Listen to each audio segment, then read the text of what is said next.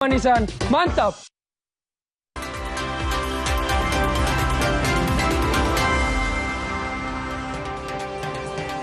Bertemu kembali, Saudara. Polda Nusa Tenggara Timur mendalami motif bunuh diri siswa SD di Kabupaten Ngada. Polisi telah mendatangi keluarga korban dan memberi pendampingan psikologis.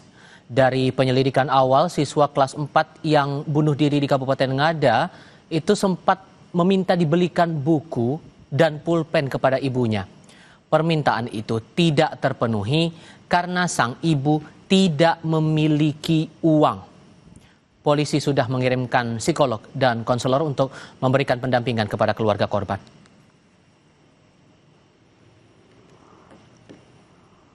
Hasil penyelidikan awal dari hasil olah TKP demikian. Bukan ada kekecewaan atau ya kita masih kita dalami lagi ya. Cuma yang info yang pertama dari hasil olah TKP, laporan yang saya terima dari anggota di lapangan khususnya Polres Ngada, demikian baik bantuan material maupun pembinaan pendampingan mental, psikologi kita sudah mengirim juga ke psikolog maupun konselor untuk memberikan pendampingan kepada keluarga korban. Menteri Sosial Saifullah Yusuf menyatakan keprihatinan mendalam atas kasus meninggalnya seorang siswa SD di Ngada, Nusa Tenggara Timur yang diduga bunuh diri. Mensos menegaskan kejadian ini menjadi alarm bagi pemerintah untuk memperkuat pendampingan dan pemutakhiran data keluarga dengan kemiskinan ekstrem.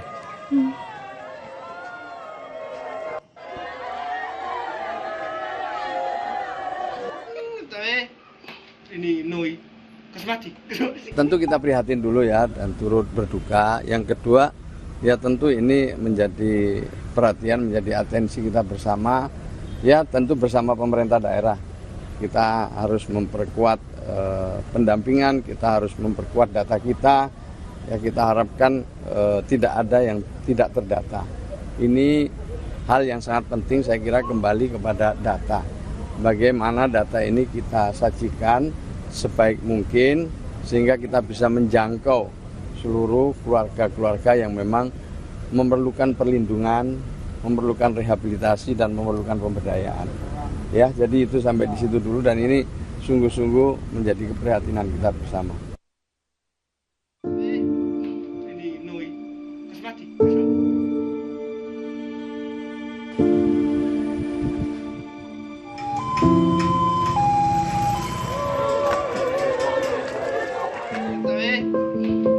Mama, saya pergi dulu. Mama, relakan saya pergi. Jangan menangis ya Mama. Tidak perlu mencari atau merindukan saya. Itulah arti tulisan surat dari siswa kelas 4 SD di Desa Nenowea, Kecamatan Jerebuu, Kabupaten Ngada, Nusa Tenggara Timur, yang ditemukan meninggal dunia diduga bunuh diri. Korban meninggalkan sepucuk surat yang ditulis tangan yang ditemukan di sekitar lokasi kejadian. Kepala desa mengatakan, sehari-hari korban tinggal bersama neneknya yang berusia 80 tahun dengan kondisi yang serba kekurangan. Sementara ibunya tinggal terpisah. Kalau keseharian yang kami tahu di tetangga, ini anak ini tidak tahu lagi, mungkin dia juga terasa beban hidup terlalu tinggi karena tiap hari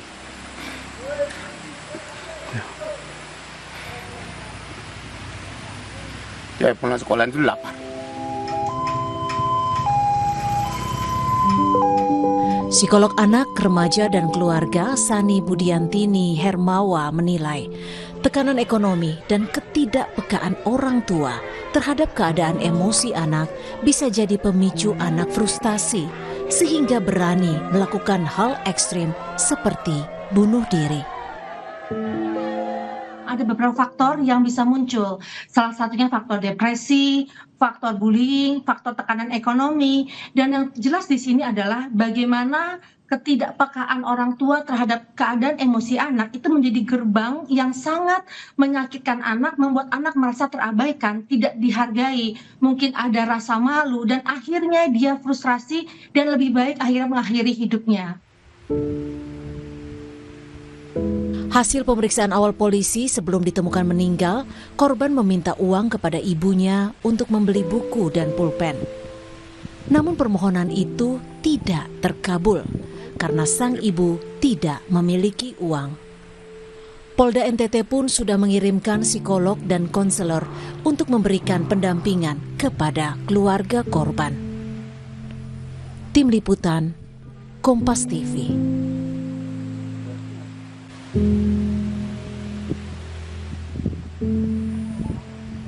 Lalu bagaimana OPD penanganan kasus ini? Kita update penanganan kasus ini, kita tanyakan kepada jurnalis Kompas TV Citos Natun dari Kupang NTT.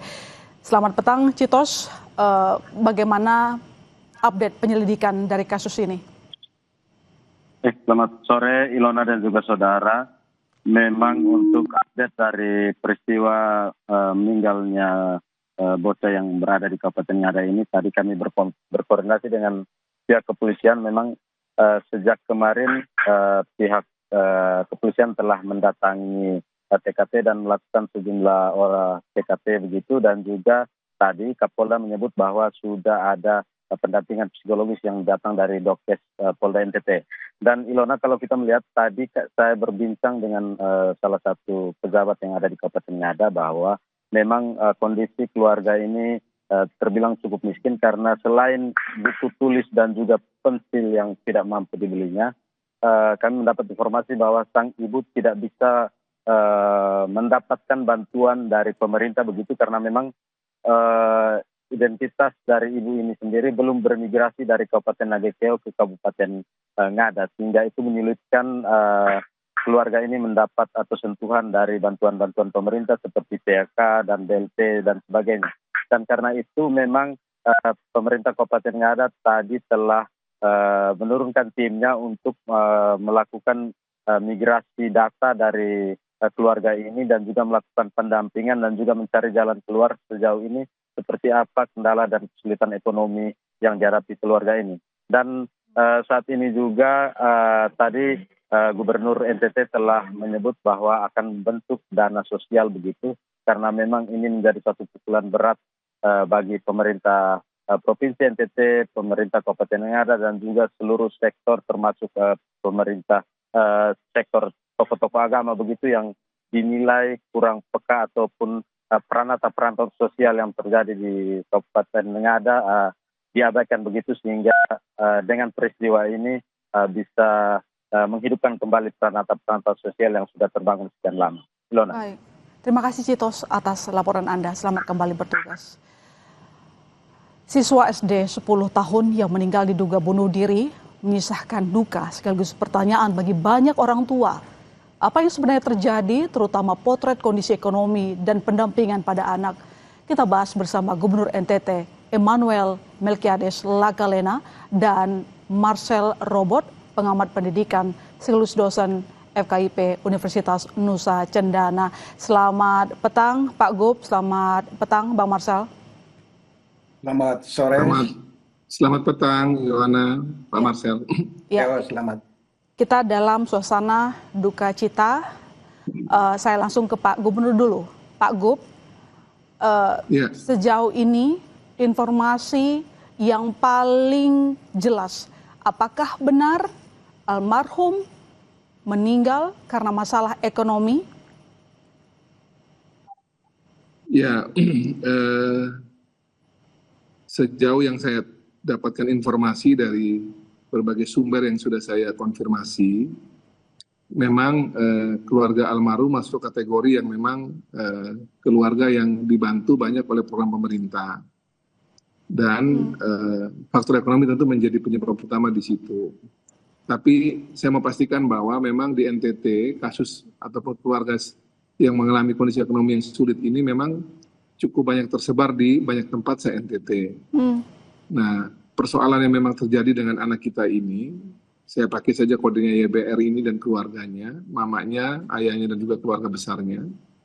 Tentu ada banyak faktor yang menyertai kasus ini, tapi memang yang mengemuka kemudian adalah karena faktor anak ini, YBR ini ketika meminta untuk bisa dibelikan alat untuk pendidikannya, pena dan buku tulis, kemudian tidak bisa dilakukan oleh ibunya. Dan karena faktor demikian kemudian kita belum tahu, nanti masih lagi diteliti oleh pihak kepolisian, faktor-faktor yang menyertainya kemudian menyebabkan sampai kejadian bunuh diri terjadi. Tapi yang pasti memang ini sangat memukul duka kami, dan saya atas nama pemerintah Provinsi NTT berduka cita mendalam akan peristiwa ini, dan kami juga sudah meminta untuk ada yang terus berkomunikasi dengan korban dan pihak-pihak di sana untuk berbagai kelanjutan dari peristiwa ini bisa kita lakukan pendampingan, kita berikan pendukungan bagi keluarga dan sekitarnya. Tapi memang dari masalah atau kejadian ini, kejadian bunuh diri ini, memang kami akan banyak harus memperbaiki diri, karena ini menurut saya adalah kegagalan banyak faktor di NTT ya. Khususnya yang di pemerintah Kabupaten Ngada terkait dengan bagaimana mekanisme pemerintahan, mekanisme peranata sosial, keagamaan, adat, sampai tidak bisa menjangkau sampai peristiwa terjadi ini. Tentu ini memukul kami secara bersama, dan nanti kami akan segera untuk melakukan berbagai langkah untuk ini tidak boleh terjadi lagi di waktu-waktu ke depan di tempat manapun di NTT. Ya. Pak Gub, sampai sekarang sudah berbicara dengan keluarga almarhum, mungkin ibu almarhum? Saya masih mengirim atau meminta orang ke sana ya, karena saya memang berencana nanti bisa ke sana nanti untuk bertemu langsung dengan keluarga.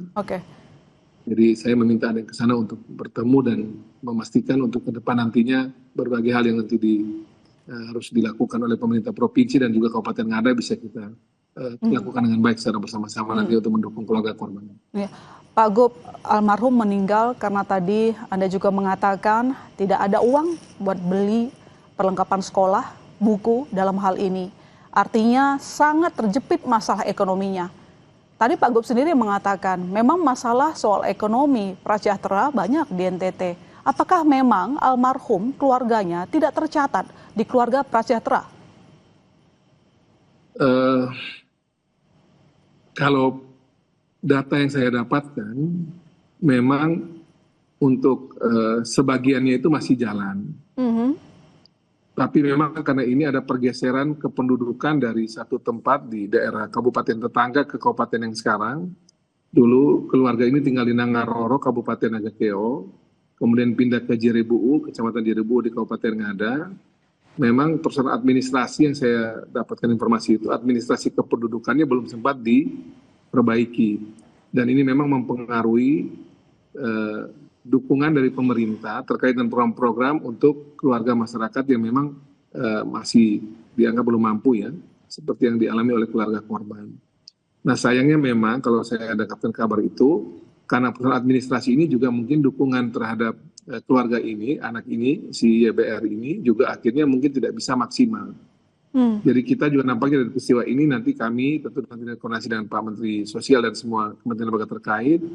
Hal-hal demikian juga mesti kita coba mempermudah juga soal administrasi semacam ini.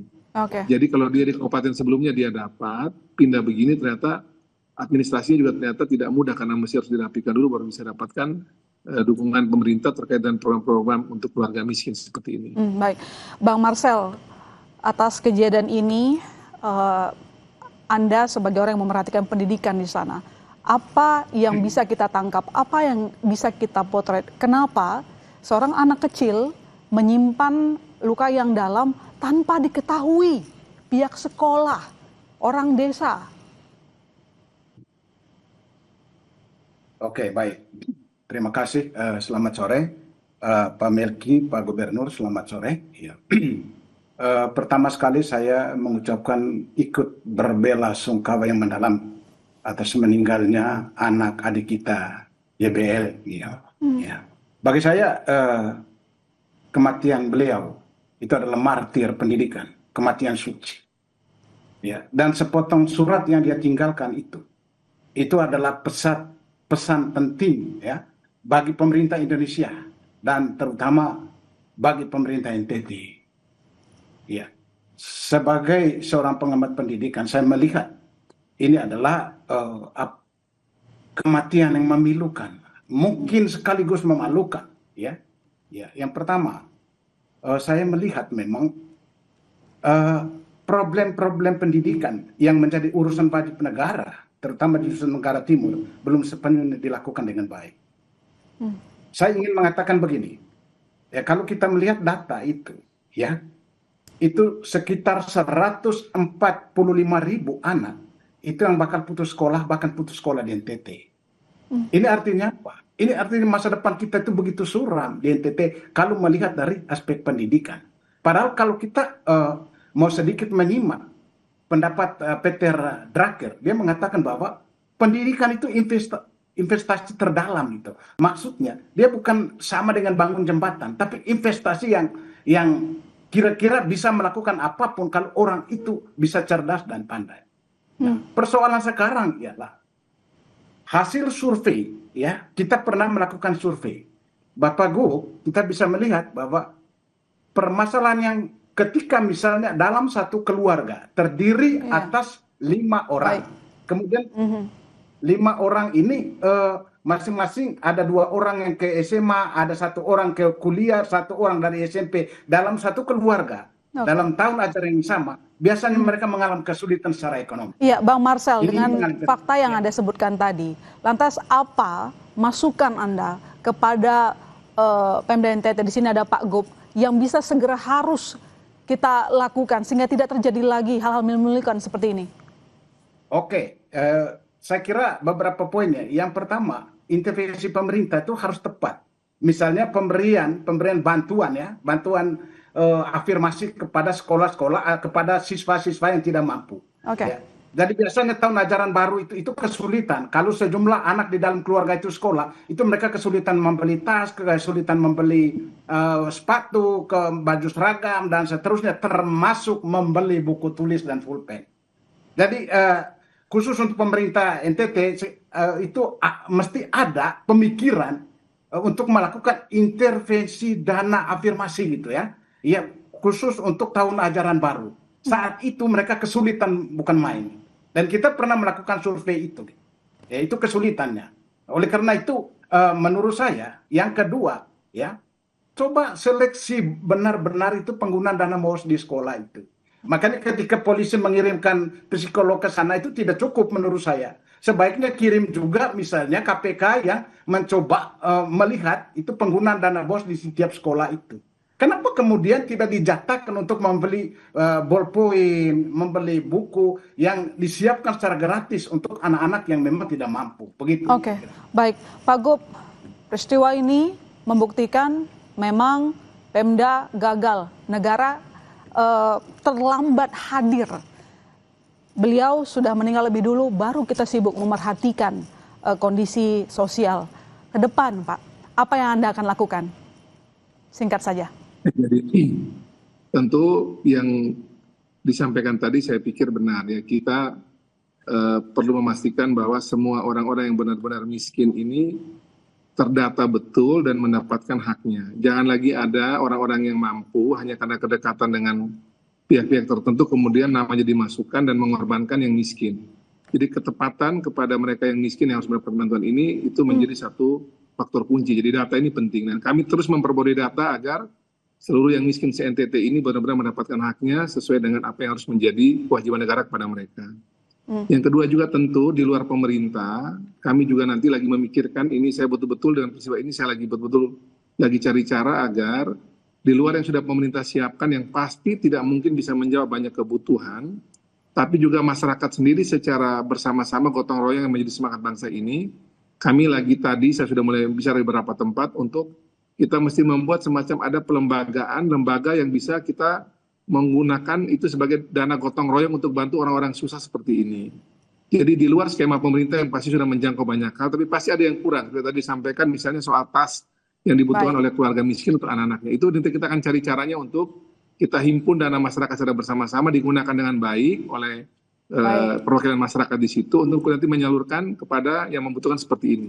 Baik. Sekali lagi memang ini peristiwa memberikan kami banyak catatan, ini peristiwa kemanusiaan yang luar biasa bagi kami, dan sekali lagi kematian YBR ini bela sungkawa bagi keluarga dan buat kita semua, dan ini menjadi catatan kita untuk kita perbaiki banyak hal untuk penanganan urusan sosial juga pendidikan ke depan. Baik, terima kasih Pak Gub, terima kasih Bang Marcel telah bergabung di Kompas Petang. Selamat petang, Bapak-bapak. Selamat petang. Sesaat lagi di Kompas Petang, Presiden Prabowo Subianto mengundang sejumlah mantan menteri dan wakil menteri luar negeri ke Istana Kepresidenan Jakarta. Hadir pula beberapa anggota Komisi 1 DPR RI. Total 20 tokoh dipanggil Presiden.